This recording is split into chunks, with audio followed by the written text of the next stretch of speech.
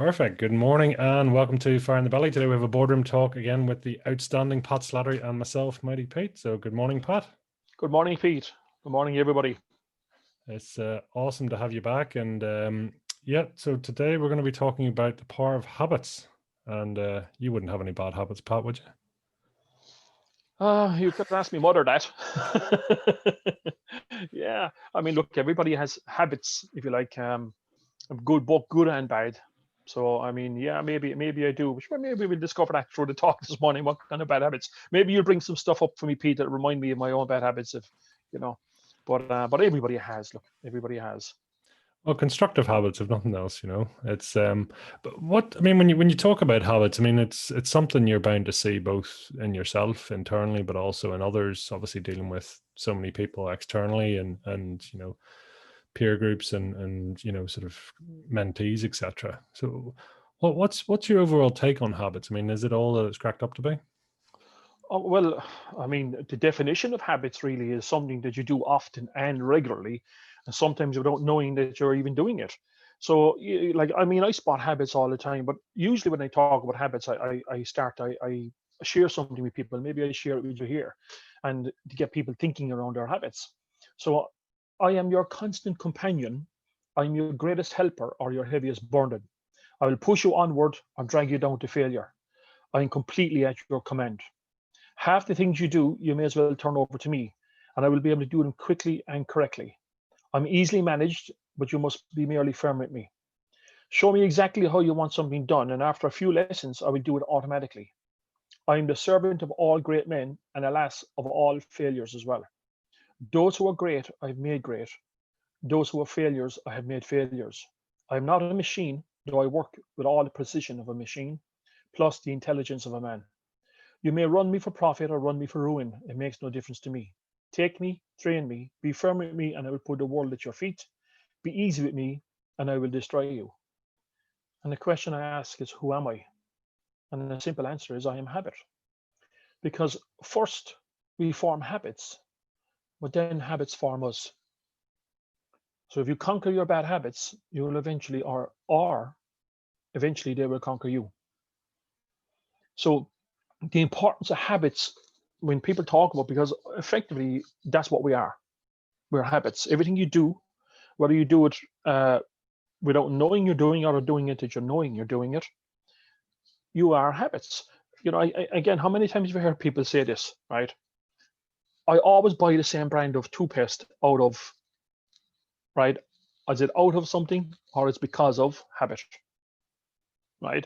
I'm not trying to get into the habit of having biscuits with my coffee. Some people might recognize some of these, right?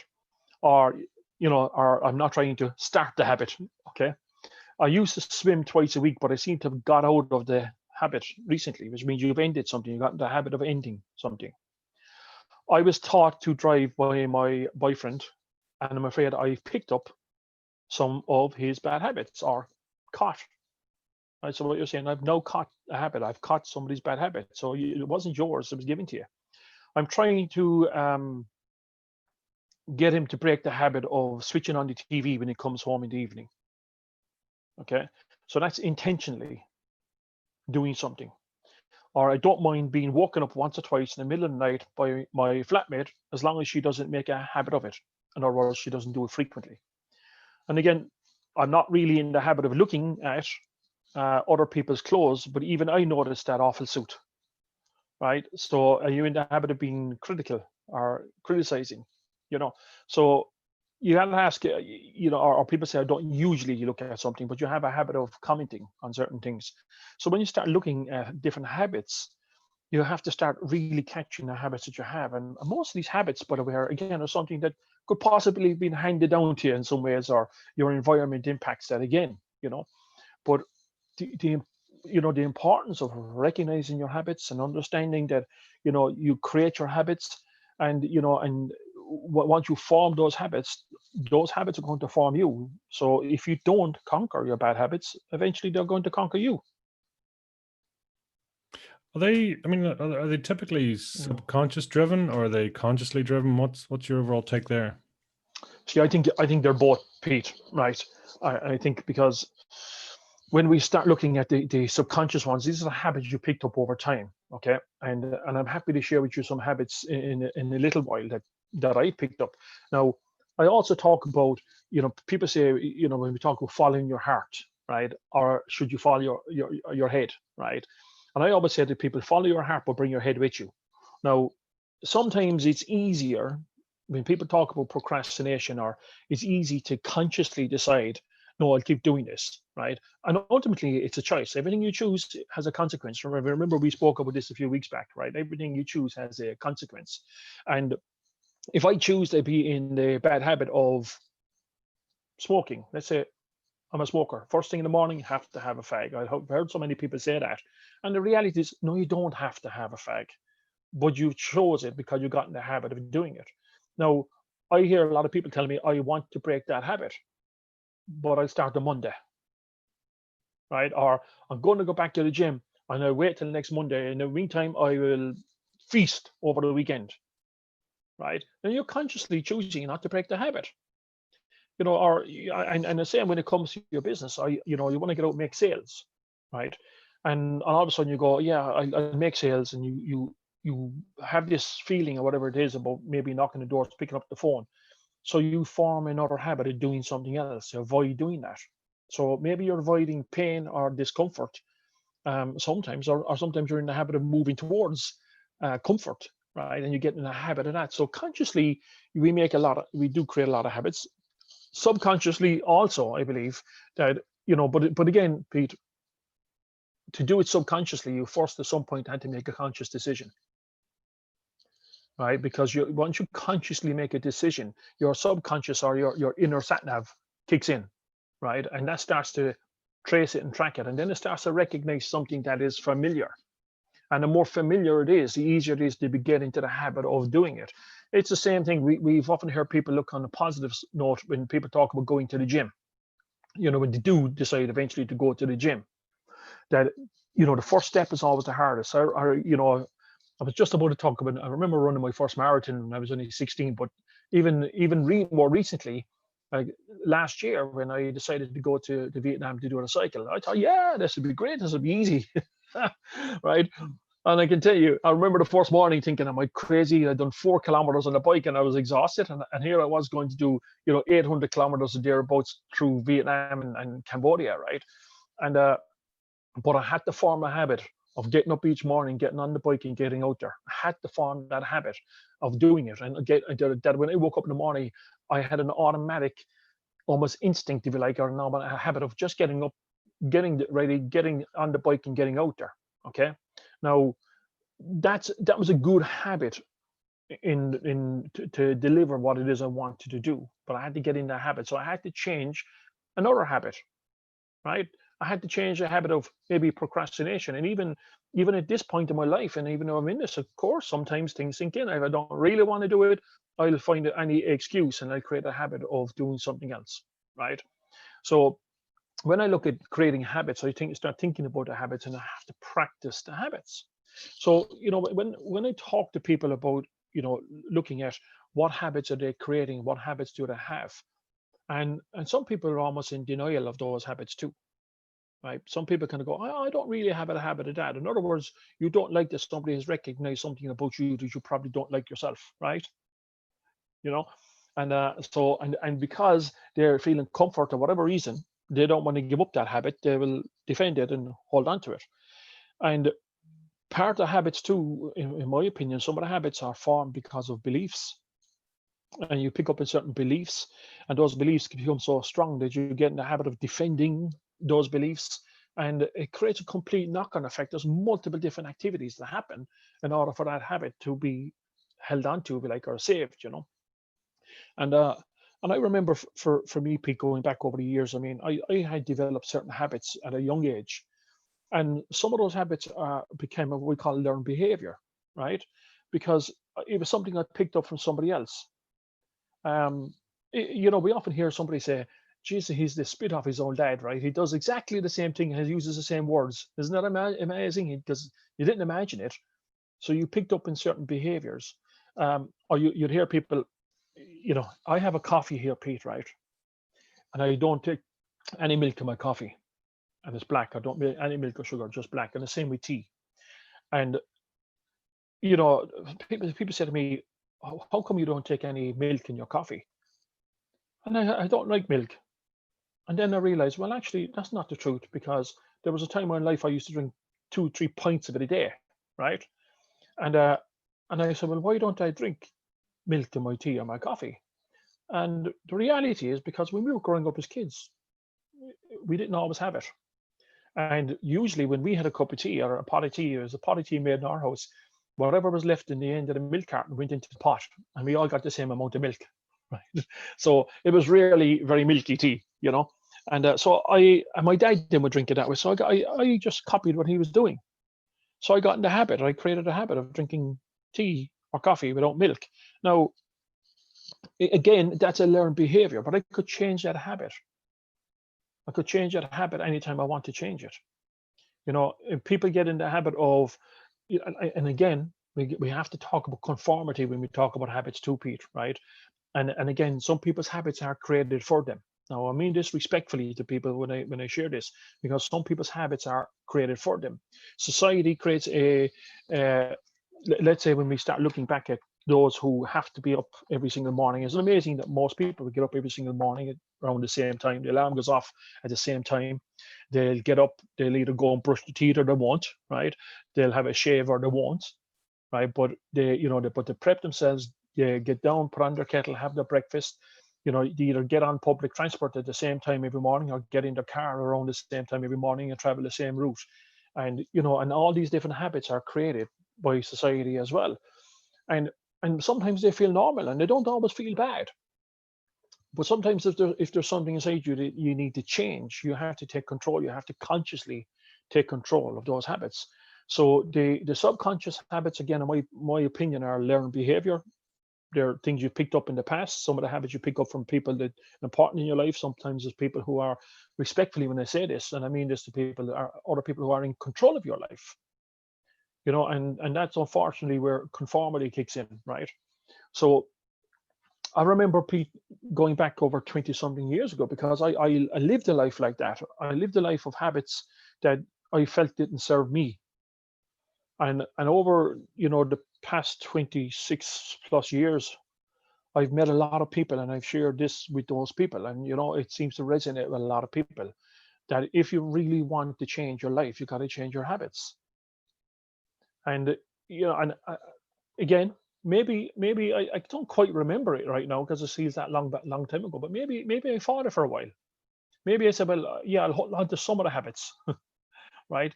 Because maybe it's a discomfort to change. The idea of changing was going to create a discomfort, because change can be uncomfortable sometimes for people.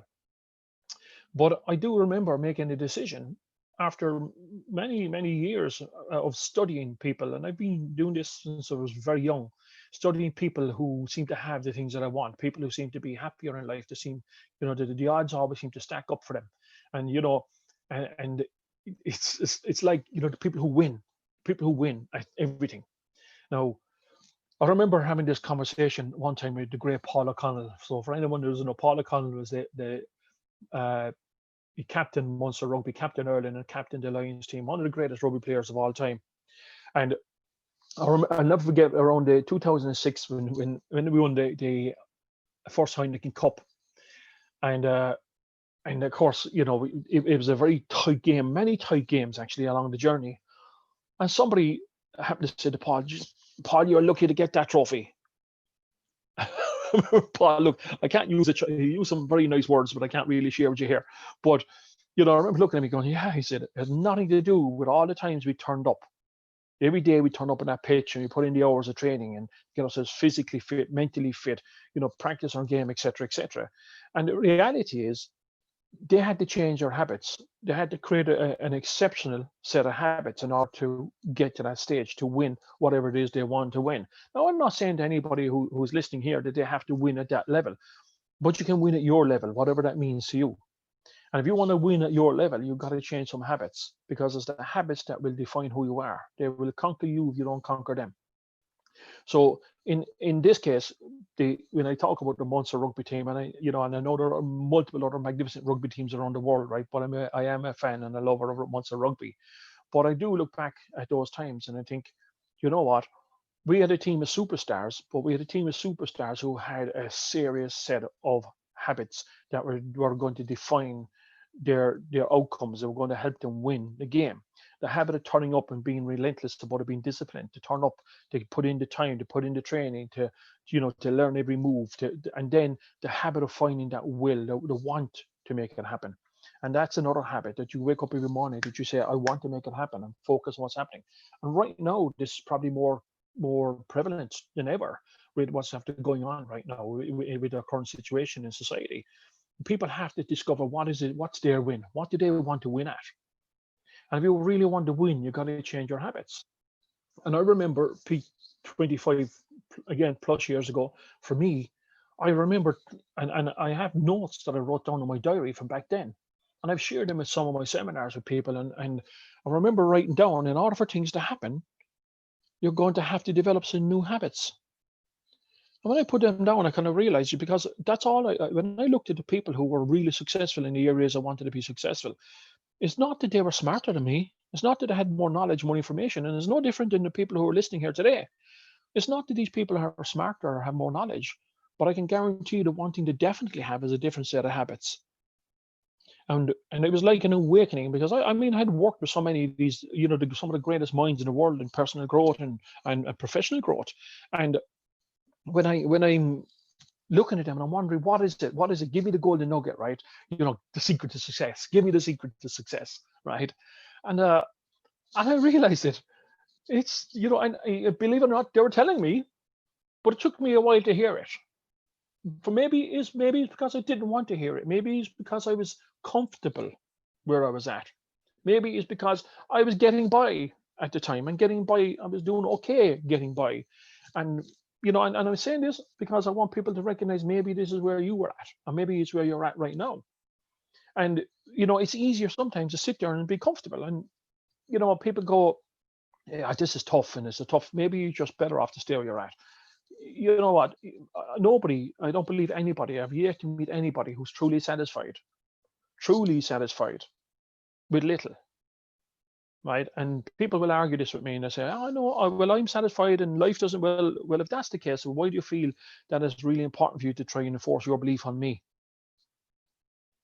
right? Because if you're truly satisfied, you won't care. You will just accept life as it is, and you have no, you'll become a nomad, right? And you won't care.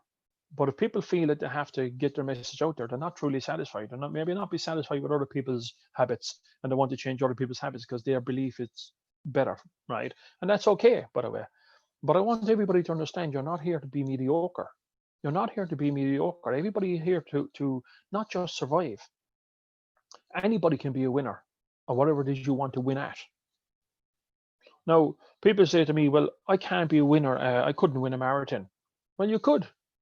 If you got in the habit of getting up for a number of years and training every single day, and then increasing your distance, increasing your speed day in after getting in that habit, and it could take you 4, 5, 6 years, 10 years to do that. But are you prepared to put in the work, right? So that's when the action equals the habit. That's when it changes, of course, right? Because some people got in the habit by learned behavior is, it's too hard, it's too tough, it's not worth the effort, right? So therefore you do something else.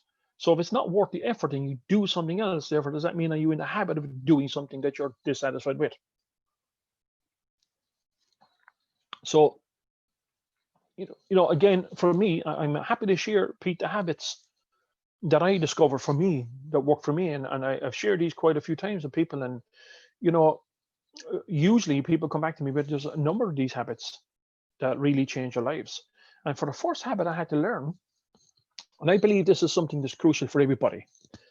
And I remember having this conversation, and I got to be respectful when because I have to mention the name of the person, because he's written many books in it, and he's renowned for saying this. When somebody offers you an opportunity, say yes and figure it out afterwards. Yeah, I bought into that too, right? And I found myself in a very busy mess. I found myself saying yes to everything and to everyone, and all of a sudden I was maybe overwhelmed, right? So I sit back now and I say, no, first habit was start saying no. had to get in the habit of saying no. And when I hear this and people hear this, they panic a little bit sometimes because saying no frees you, right? Saying no gives you the opportunity to have what you want to do and what you need to have and allows you time. Now, it doesn't matter to me who you are. Every single person in this world has 24 hours in a day, 168 hours in a week. That changes for nobody. Okay. And if you keep saying yes to everything, I can assure you, you're going to start running out of time. And time is your greatest commodity. You're not going to get it back. You can't spend time. You can do what you do and within the time that you have. Okay. So time management to me doesn't truly exist. Okay. Even though we use that term when we talk about that term, for me, it's about the highest, best use of time. So in order for me to find the highest and best use of my time, I had to start learning how to say no. If I wanted the time for the things that I wanted to do and I love doing, I had to start learning to say no. So start saying no was the first habit. And I had to start saying no to things that didn't serve me. Now, I don't know about you, Pete, but most people I meet, and I'm sure I know at one point in my life I was there too, where people keep offering you things to do and you go, yes, I'll do that for you. And all of a sudden you find yourself, stacked up, trying to hold everything together because you made a promise. And of course, because you made a promise, you won't give up on your promise, right? Because you're an honorable guy and you're a good person and you've already said yes to somebody. And plus they've set an expectation. So if you don't get in the habit of saying no, you're going to end up in a very busy mess. So that was the first habit for me. Now, the second habit might sound like a bit of a contradiction because the second habit is start saying yes. What this meant for me, I have a great friend who uses a wonderful phrase. He says, upon mature reflection, right? Upon mature reflection, right? So I think things through. I don't talk myself out of anything, by the way. I don't talk myself, and I want people to understand this because so many people talk themselves out of what's good for them because they got in the habit of buying into somebody else's nonsense. So I say yes to things that serve me well, that I believe they'll serve me. And when I say yes because I commit to them too. And if an opportunity presents itself that's congruent to my goals, that sits with me, that's going to help me move towards my desired outcomes to live a more fulfilled life. And that's what I ask myself. Does this fit with my goals, with the life that I want to live? And will this help me move forward? And if the answer is yes, I say yes. Now, here's what happens. You get in the habit of saying yes to the wonderful things. The people you start to say no to start coming at you from all angles. And of course, here comes the guilt. Or here what happens, I say yes. Oh, now I have to do some work. Well, I say yes next Monday instead. You got it. When you get in the habit of saying yes, you got to commit. You got to commit. So the habit of saying yes means you're committed. And when you commit, you commit. You go in wholeheartedly, you give it your all. And you form, the moment you start saying yes, and I mean truly making that definitive decision to say yes to you, to the things that you want, get in that habit of saying yes to those things that you want, you're going to start forming more new habits. And your life will start to change. And it will start to change for the better. Not everybody's going to be happy. And this is what happens, you see. People start recognizing that other people aren't happy. So, third party interference sometimes causes I believe, by the way, anytime there's a conflict, there's a third party involved somewhere. Right? Now you can choose whatever that means. You can go back and look at any war, or even wars. When there's two countries at war, there's a third party involved somewhere. Somebody, as I often say years ago, somebody gives them the balls for others to fire them, right? So when you got to think about where you're at in your life, what is it that you truly want? And is it the habit of not being able to say no based on a third party's expectation, right? So when you're changing habits, there's a lot more to habits than people realize. Okay, because every time you change a habit, you're making a new decision. Every time you're making a new decision, you're changing. Every time you're changing, not everybody's going to be happy. So once you understand that and accept that, that's okay. So when you start saying yes, just be prepared for this. Because if you're not prepared for it, it's easy to go back to the old habit. Because if you're not consciously aware of the decisions, you're not consciously aware of what's interfering with this and getting in the way, you get pulled back to the old habit. Some people say, yeah, that person has a habit starting something, always starting something, never finishing. Does that one seem familiar to people? You're in that, or some people go, geez, I mean, I have a habit of starting things and I never seem to get them finished. Well, let me say this to you honestly, there's probably a third party involved somewhere. Now, I mean that respectfully. Please don't go looking at your partners or people and start blaming them, right? It all stops with you here. You're the person that makes the decision. So, start saying yes. The third habit for me was to start recommending yourself for the best jobs. Start believing in yourself. Start putting yourself forward. Recommend yourself for the best jobs. And and the reality is, once you do this, you also start to develop new skills. You develop new habits because you get in the habit of learning the skills, building the knowledge that you need to have.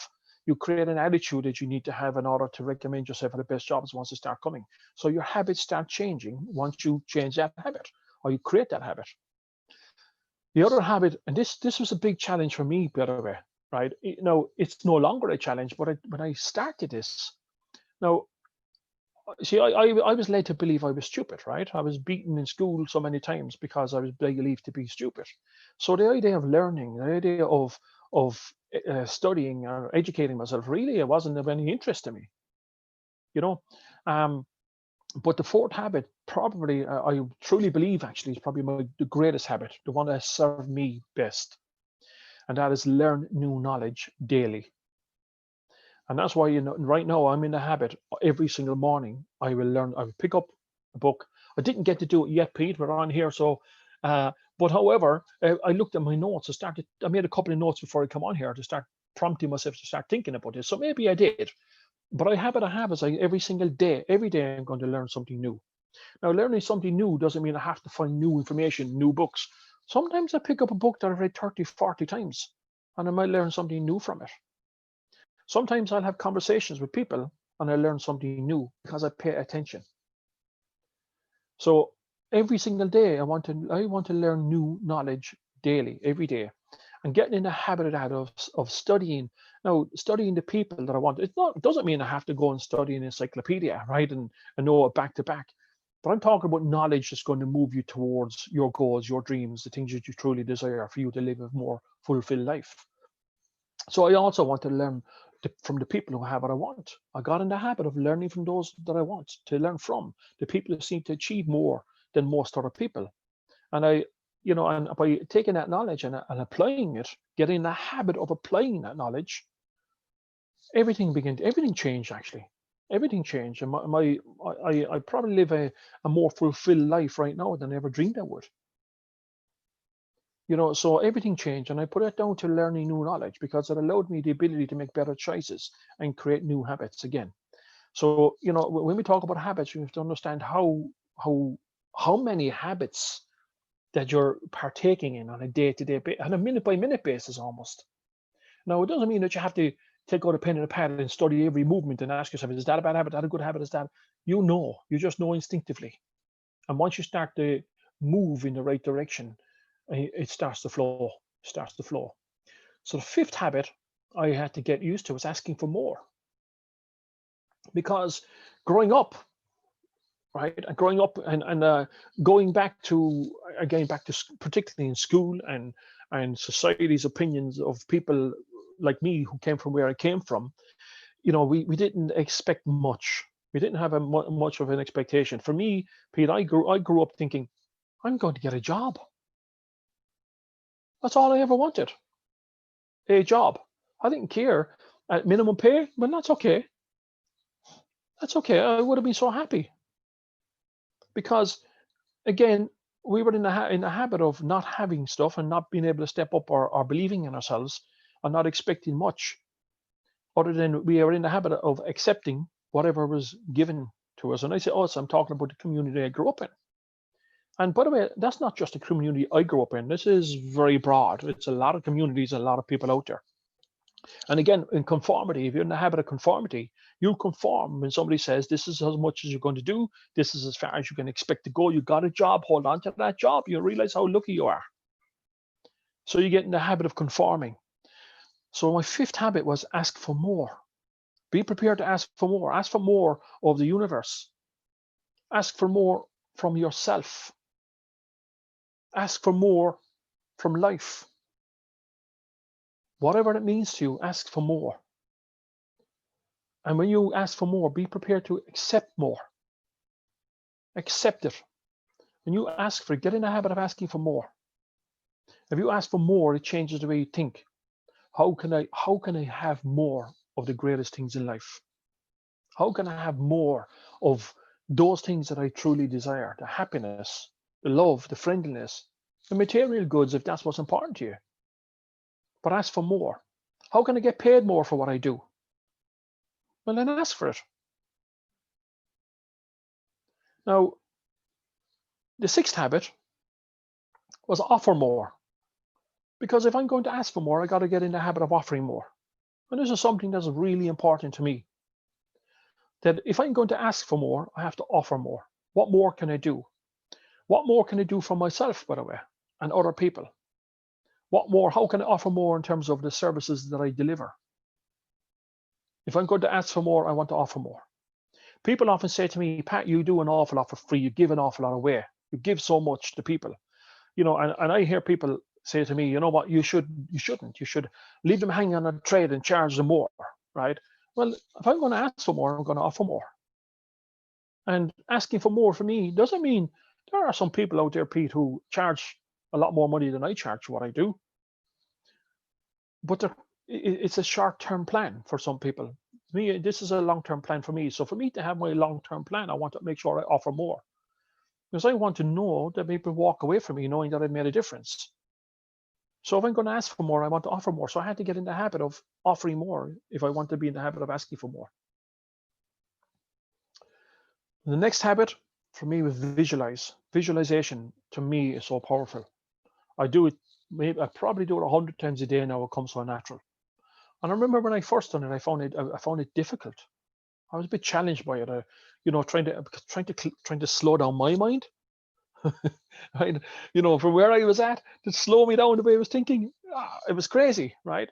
But when I discovered visualization and the power of visualization, it has truly changed my life. So I got in the habit of doing this, because here's what I'm going to be honest with you. I got in the habit of visualization and visualizing every day, and then things started to work for me. Things started to happen, and then I ignored that habit, and I kind of parked it up. I do it only when I need things, and that's not how it works. You got to get in the habit of visualizing every day, visualizing your life, visualizing your day ahead. Now, I've had some people say to me, that's nonsense, you can't do that, and that's ridiculous, and a whole lot. But listen, most people do it naturally anyway. Most people do it naturally anyway, and everybody can visualize, everybody can create a picture. Everybody sees things in pictures, everybody has an imagination, everybody has a dream. I'm going to say to you, visualize the things that you want. Start visualizing and seeing you're living the dream, whatever that means to you. Then visualize all the things that need to happen in order to get there, but visualize them being done. Don't visualize them as if they're going to be a chore or a problem. That's not a good habit to have. Visualize them like they're being done as you're doing them and seeing the end product. And when you do this, it doesn't matter. Each single goal, each single step, everything you got to do, you visualize it. People say to me, I don't really visualize. Well, yeah, you do. When you get in your car, you know you're going to a destination. Whether you realize it or not, you subconsciously, you've already planned the route. You're starting to see the road there. So visualize, guys. Visualize every day, multiple times a day. Visualize every goal, every dream, and allow it to feel real for you. Allow it to feel real for you. Don't get in the habit of being pulled away by other people's bad habits who don't believe in it. Now, again, these are just my opinions. I do suggest, if you really want to know if they work and you're doubting what I'm saying to you, really practice it. Practice it with intention and try and prove me wrong. Okay. The next habit I had to get into was creating positive pressure. Now, creating positive pressure, the reason that was important to me is because creating positive pressure meant I was committed to the habit. Okay. I believe possibly I may have had a bit of an ego one time. And When I talk about, what are you laughing, please? Right? But I may have had a bit of an ego, but the ego in a way was, I never wanted to be seen as being wrong. I never wanted to see us to be losing. I spent a lot of my time feeling that earlier in my life, and I never wanted to feel that. So creating positive pressure means I committed to something. Now, the one thing for me is commitment is so important to me, right? If I commit to something and I give my word is my bond. And for me, when I say something and I go public about something, so if I declare a goal, if I say to you, Pete, this is what I'm going to do, I declare that goal and I give you a date for that goal, then I'm going to do everything in my power to make it happen, because I never want anybody to come back to me. So creating positive pressure, I had to get in the habit of doing that. Not only that, I became very aware of my goals and my dreams, and I became very aware that I was building a team. I was building a magnificent team of people. And at this point, and the funny thing is, I didn't really share any of this with most of the people. Some of them saw it, some of them got it. But I was building a team back then, particularly with my security business, and I already had an incredible team of people. And I knew that for me, I need to be a leader. When I talked about I'm going to build this business, I'm going to bring it to where it needs to be at. I'm going to show these guys the way. I'm going to support everybody else. Everybody's going to win for this. And when I made statements like that, I set out what I call my statement of intent. And when I set out a statement of intent, I saw that as positive pressure. And that meant then I had to get in the habit of getting up every day, doing the tasks that got to get done in order for me to be able to do what I said I would do within the time that I would do it. So creating positive pressure. Sometimes creating positive pressure. Now, some people may see that as stressful pressure. I don't. But the other side of that, for people who think like that, I'd say, okay, then give yourself a gift. Give yourself a gift when you reach a certain milestone that you're going to reward yourself. Give yourself a gift. Pick a date. You say, okay, maybe I'm going to go on a holiday somewhere at a certain time. Or when I reach a certain point of income or sales, I'm going to give myself a bonus. Positive pressure. Employers do it, most employers do it all the time, particularly those people who have sales teams, to create positive pressure by giving bonuses when people reach certain levels. So create positive pressure. The next thing next habit was volunteer. Now, volunteering, when I say that, people go, but you said to say no. I don't mean volunteering for just anything. Now, if you're a charitable person, and most people are, by the way, and I always say to people, look, if you're going to volunteer for a charity and you have goals and dreams that are not being met just yet, be careful how much of your time. So for me, what I say is I allocate a percentage of my time. And once that time has been taken up, the time has been taken up. So allocate a percentage of your time when it comes to that. But when I talk about volunteering, what I'm talking about here is volunteering for positions of influence, areas where you will be seen as a key influencer. If you're in a network, volunteer to step up and maybe do a presentation when you're in front of people who are likely to use your services. Volunteer yourself for a position, maybe as a chairperson, sometimes a facilitator, to become like a host, hosting people, part of a welcome committee, if you like, for people when they arrive. But do something that makes you volunteer, that sees you as a key person of influence. So if you're in a business network, keep stepping up. Volunteer for positions where people see you on an ongoing basis and see you as a key influencer. So volunteer for positions that will help you become a key influencer in the industry you want to become in, or in life, if that's where you want to become a key influencer. The next habit we got was to turn up. And when I talk about turning up, people say, well, that's inevitable. You turn up, you turn up for work. No, it's not just turning up for work. It's about turning up for life. Turning up for life, playing full out, giving 100%, giving it your all. Turning up for your life, turning up for your business. If you're in business, you turn up for your business. You get in, you get done what needs to get done, and you go home. I'm not a big believer in people having to spend a whole day in the office all day and working late into the evening. I don't necessarily believe that it's necessary. I think people got in the habit of procrastination, and I think I've proved this many, many times with a particular exercise I do with people I work with, for them to understand that they think they're turning up when the reality is you're just spending time. So turn up for your business, turn up for what you need to do, get it done, and then go home and turn up for your life, because that's what you're here to do. Turn up for both, and giving your wholeheartedly committed attitude to this. So when you turn up for life, you don't turn up and go and throw yourself down. You go home, so I'm exhausted. I don't want to talk to people. Do what you really want to do. I see here some people go, oh God, I hear people watch stuff on TV and go, I'd love to do what they do. Well, you can if you develop the same habits. Okay. The next habit, and to me was a very important habit, is to compliment everyone. Now, in particular, we're in very trying times for people, and I think this has never been more relevant. Is compliment everyone. I grew up in a society where, part of the habits we had was, you know, was to take the mick out of each other, right? To have a laugh at each other, to pick on people's faults and make a joke of it. And sometimes we get in the habit of making jokes about our own to try and excuse something we're not really good at. Or maybe it's overcome the nervousness, so we become a joker, right? And then we joke about everybody else. And then not only that, I think we've grown up in society now.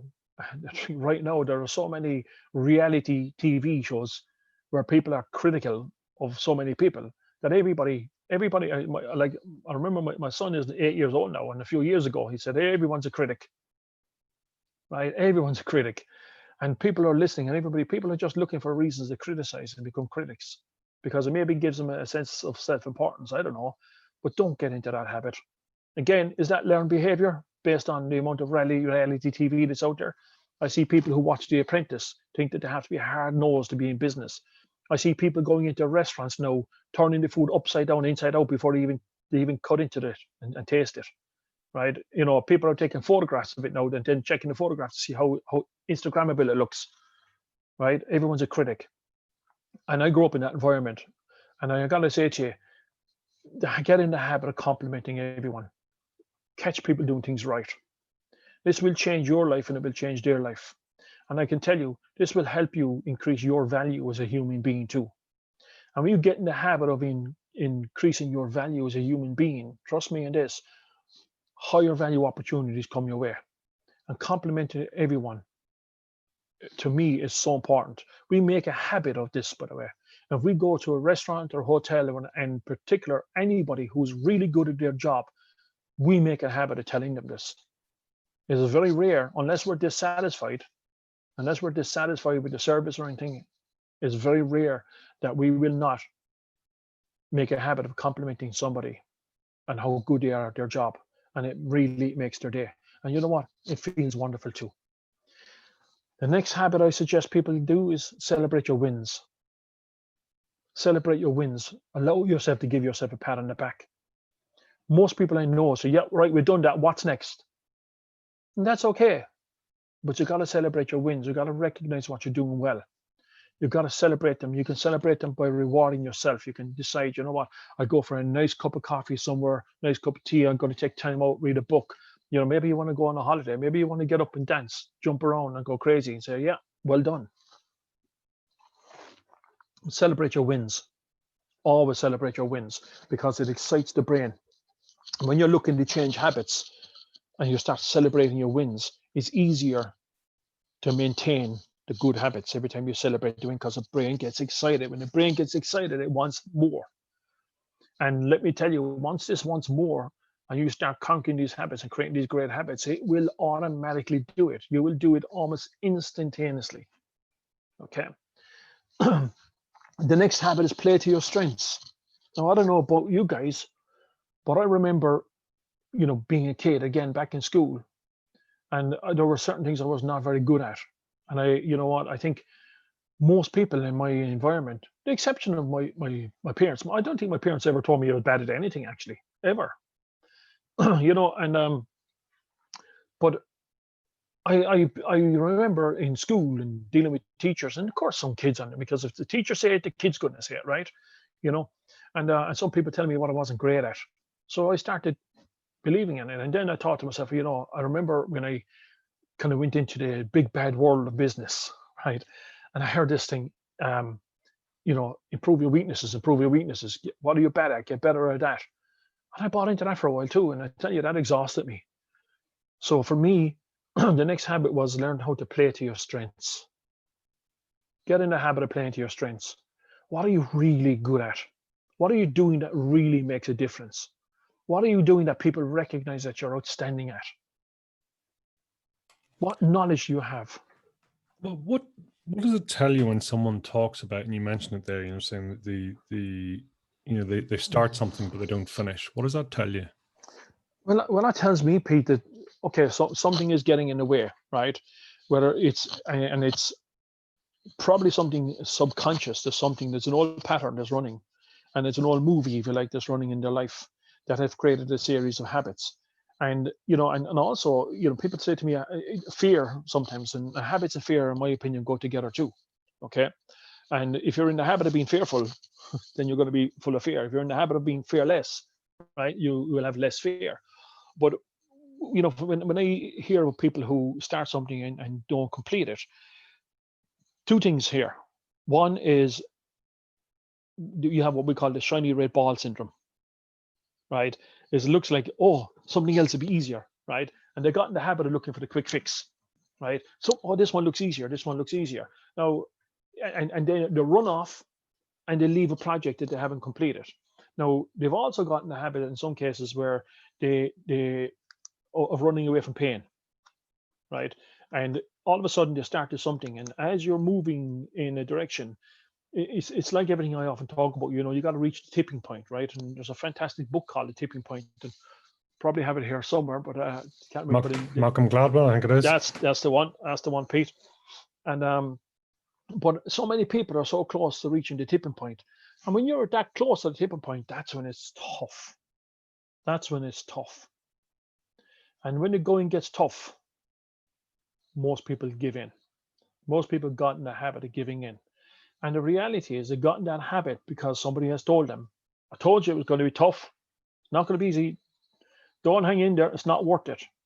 I hear people say, so many times to people getting into business, why would you get into business? It's crazy. Go and get a job. I tried that, or somebody down the road tried that. And they're imposing their beliefs onto other people. And those beliefs sometimes can become habits. And, and because they get in the habit of giving in, they're never really amount to much, so therefore they're living a dissatisfied life. So if you find yourself you're in the habit of giving in, go back to the habit number 4. Learn new knowledge daily. Right? Learn new knowledge daily. There's just something else you need to know. There's a skill you may need to have. Maybe you need to change your attitude. Right? Maybe it's your attitude, maybe it's skills, maybe it's knowledge. Now I often when I share this, and I share those 3 things, because they're the 3 things you're going to need in order to thrive. Is attitude, skills, and knowledge. And if you look at the first 3 letters in each of those words, ask. If you feel like giving in, ask for help. Ask questions of the people who have what you want. Ask more from yourself, right?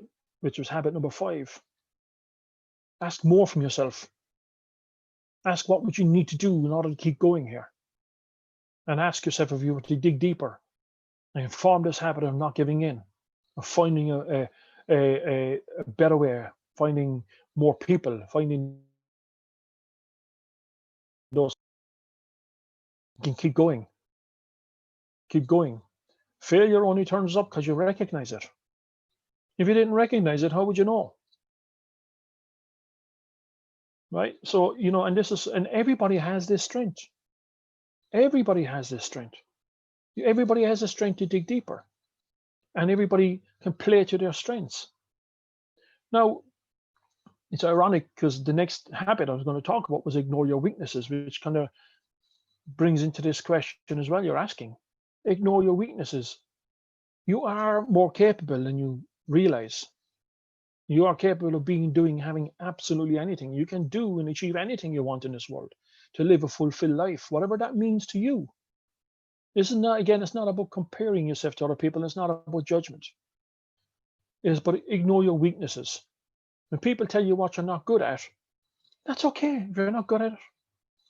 I'm not a good soccer player, trust me. But I have no interest anyway, so why would it bother me? Why would it bother me?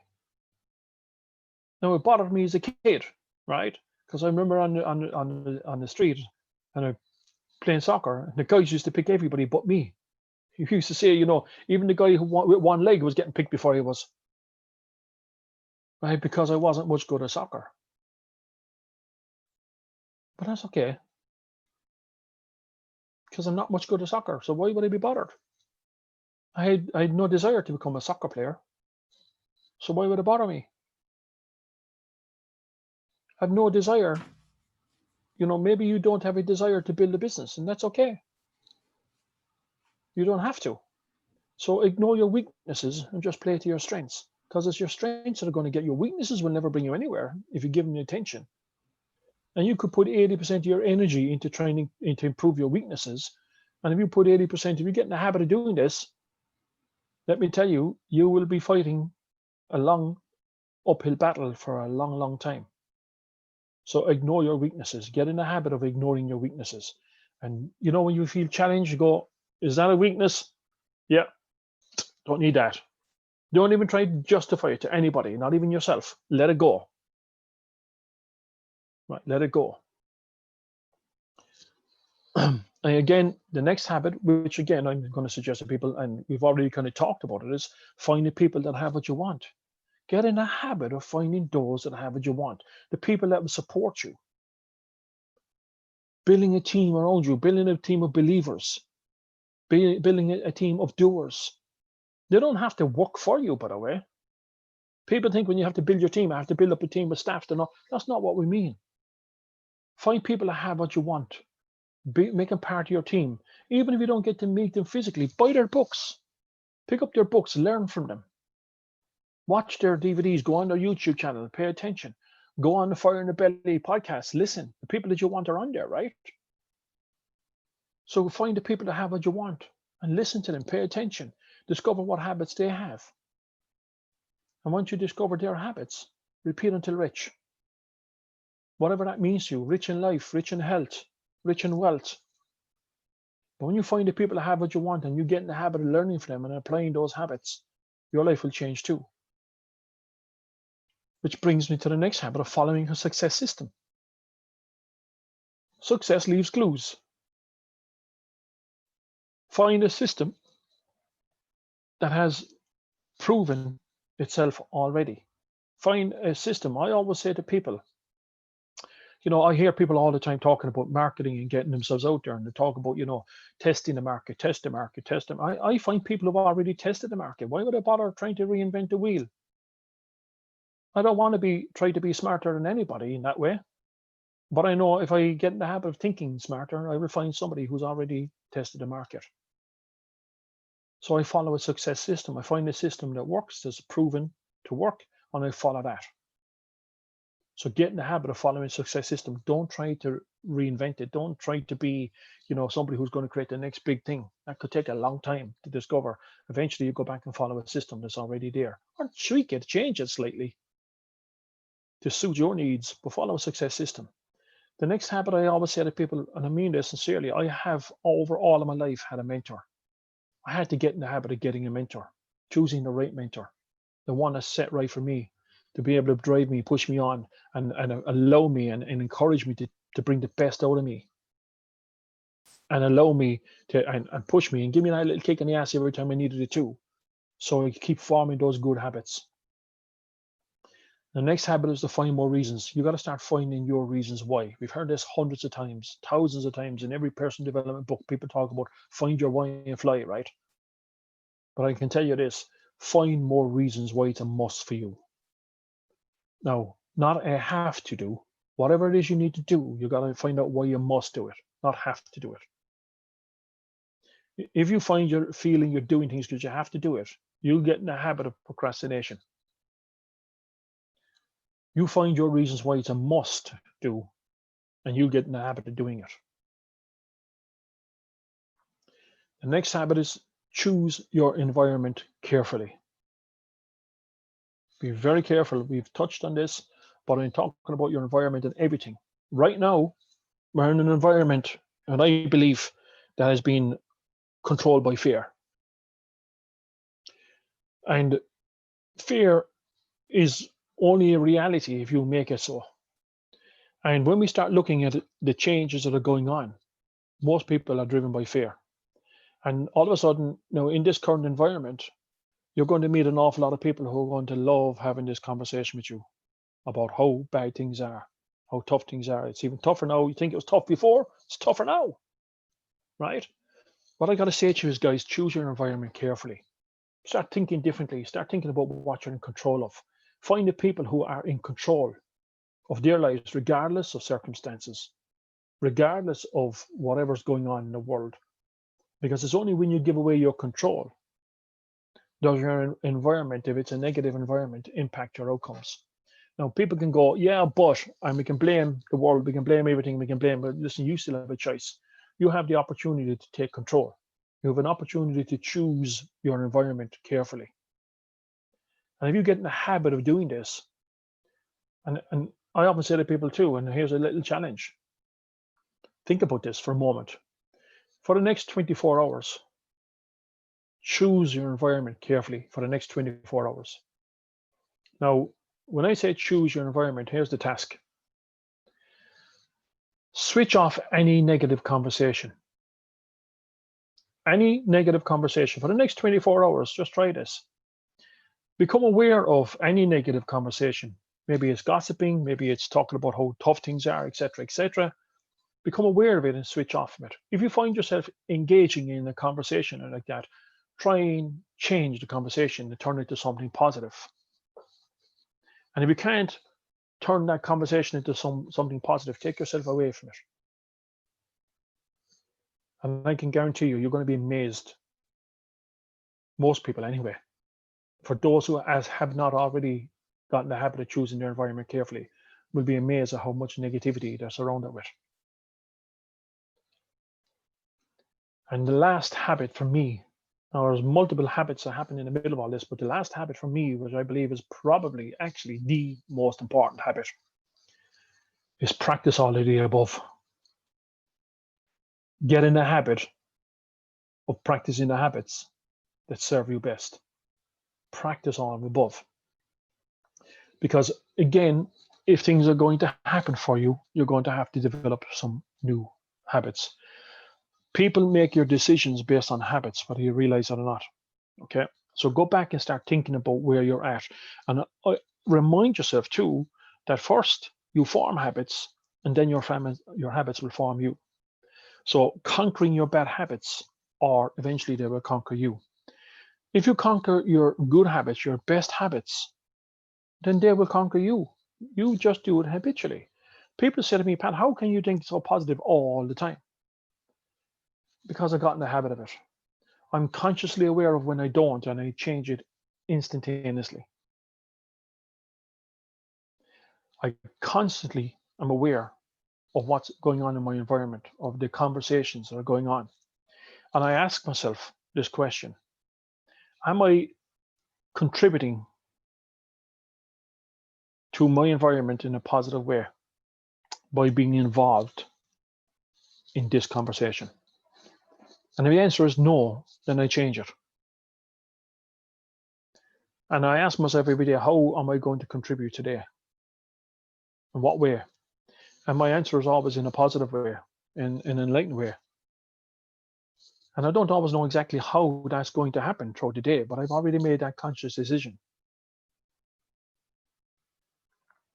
So when I find myself, sometimes you're going to find yourself in a situation where it's almost impossible to avoid hearing the negatives. So I think it was the IT industry many years ago, or the internet, when the beginning of the internet came up with this phrase, and I just use that phrase. I go, garbage in, garbage out. I don't store it, I don't hold it, I don't let it there anymore. It's gone. I don't buy into it. I don't listen to it. I don't watch the news. I don't read newspapers. And if there's anything going on in the world that I need to know about, somebody tells me. So people say, well, how do you keep up to date in current affairs and whatever? If there's anything going on in the world I really need to know about, trust me, somebody's going to tell me. But I can tell you, the world I'm in at the moment is not that bad a world, because I don't read newspapers or I don't listen to the news. So again, for me, I say to people, follow your heart, but take your head with you. And sometimes people get in the habit of feeling bad because they make different choices or they choose a different direction. And usually that is something as a habit that has been formed by somebody else's belief or how somebody else is making you feel. I'm going to say to you, choose to be the best you can be. Form your habits that you want. And when you become habitual by being the best you can be, then you will be the best you can be. And as you operate as the best you can be, your value as a human being becomes enormous. And when your value as a human being becomes enormous, trust me when I tell you, enormous opportunities offer themselves to you. They tend to show up. This is how the law of attraction works, by the way.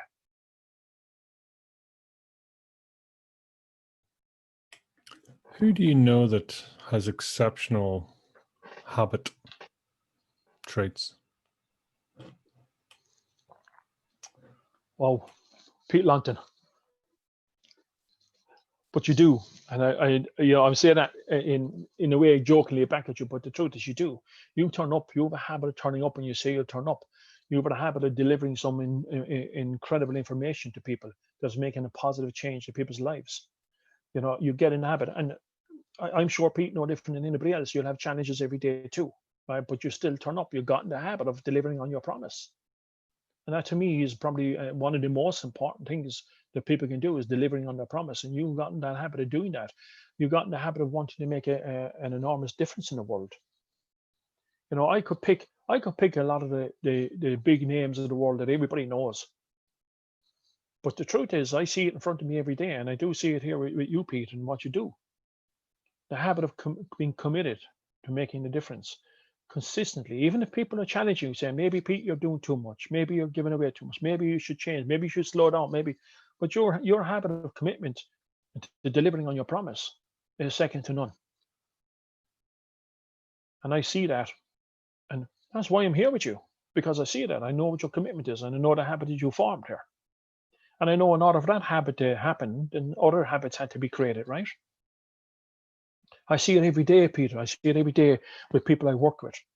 That doesn't mean, by the way, that you won't be challenged by other habits sometimes. But when I see people consistently working towards changing them, that to me is people operating at a much higher level. It doesn't mean they have to be perfect all the time. It takes work, it takes time. Those 20 habits I shared with you there took time, took a lot of time, a lot of effort. I had to get in the habit of practicing them, remember?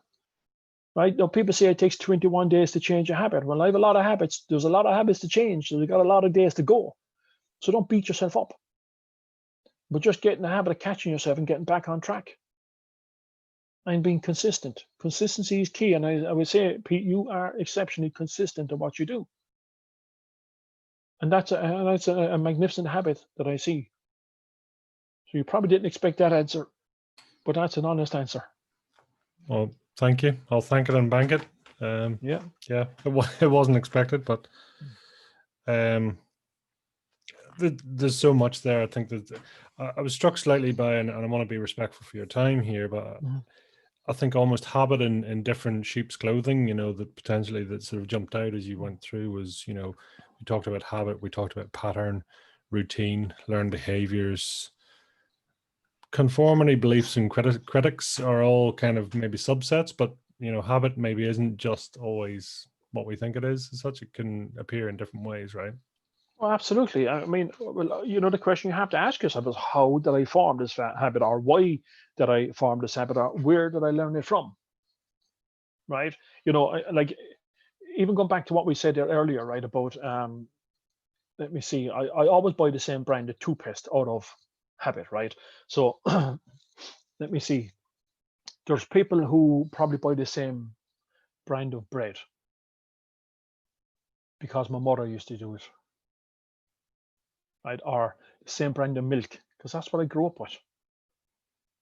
So therefore, you've just formed a habit based on, your something that you're familiar with, familiarity, right? And it's a habit that your mother used to go and buy the same brand of milk, so you buy the same brand of milk. People drink Guinness because my father drank Guinness. Some people drink it and don't even like it. They got in the habit of drinking it because somebody else is drinking, you know. So again, some of those habits are there. Now they're nice habits to have. They're nice to be able to look back and everything else. But then you got to look at some other things. What have you got in the habit? Where did you learn it from? And you know, and not only that, you know, for people to give yourself a break here, by the way, okay, because I'm 49 years old, I'm almost 50 years old, and over 50 years I've developed habits. How do you think they're going to change overnight? Sometimes you'll get blown off track, and that's okay. Don't beat yourself. Don't get in the habit of beating yourself up. If you get blown off track and you recognize it, get in the habit of commending yourself and giving yourself a pat in the back for recognizing it. Because most people are in the habit of going, oh, well, that's it. I got blown off track now and I knew it. I'm not much good and all this kind of stuff. And I should never have done this in the first place. I should have stayed where I was. I think I'll give up. No, do you know what? The minute you recognize, the minute you start saying that, recognize that you're an amazing human being for capturing that change in that habit, for recognizing it. Get in the habit of recognizing and congratulating yourself for recognizing something that doesn't serve you. And then get in the habit of finding that new knowledge, something that will change it. So people beat themselves up. And if you're beating yourself up and you find yourself doing that, then my call to action to you guys is give yourself a pat on the back. Get in the habit of recognizing when you beat yourself up, and congratulate yourself for recognizing it. And I give yourself a break. I like that. And what you were saying earlier is change the energy on it in terms of switching it to mature reflection. Yeah. You know, how many times have we heard of Pete, right? You know, people, if you know, you heard the question, right? Remember, the thing that bothered you 5 years ago, does it really bother you now? Will it really bother you in 5 years' time? And most people go through life. Life is an experience, Pete, right? Life is nothing but an experience. That's the reality, in my opinion. Okay, and when you understand, you're going to have multiples of experiences going through this experience of life. Some of them are going to be good, some of them are going to be bad. But you know what? One thing is sure, as we're sitting here today, all of those experiences are going to come to an end sometime. All of those experiences. And, you know, and people say, oh, I love new experiences. No, you don't. You love the experiences that you like, right? So, you know, well, what happens is when people are going through a tough experience, you just got to understand that you're just going through it. And, you know, when you're going through it, you have to accept you're going through it. And there's something you can change to get you through it. But there's only one way to have the experience, and that is to go through it. And there will come a time you look back. If you allow yourself to get in the habit of catching what's going on here and allow yourself to get in the habit of changing it for the better, playing to your strengths, asking for more, learning to say no, learning to say yes, and you look at all those habits that we shared, you will come through that experience a lot quicker and a lot easier than you would have thought, you may have thought. And you probably look back at it, like you probably look back at some experiences in your life right now and you go, what was all that about anyway? What was I so stressed about? What was I so worried about? It really doesn't matter. So you know what? Get busy living. Get busy living. Get busy getting in the habit of finding what you're in control of, and getting busy in the habit of making better choices for you. Because it is a habit. And the more you do it habitually, people say to me, Pat, how are you? And I go, I'm absolutely outstanding. It just comes habitually. I mentally or physically, nor do I want to change how I say that, by the way. So now it just comes habitually. And even still, some people meet me for the first time, they go, oh, that's great. They don't know how to respond to it, right? But I'm in the habit of being outstanding. I'm in the habit of thinking outstanding. I'm in the habit of knowing I'm outstanding. Therefore, I am. Beautiful place to finish. Pat, that was outstanding. Thank you for your time, and thank you again. Thank you, Pete. We look forward to the next day.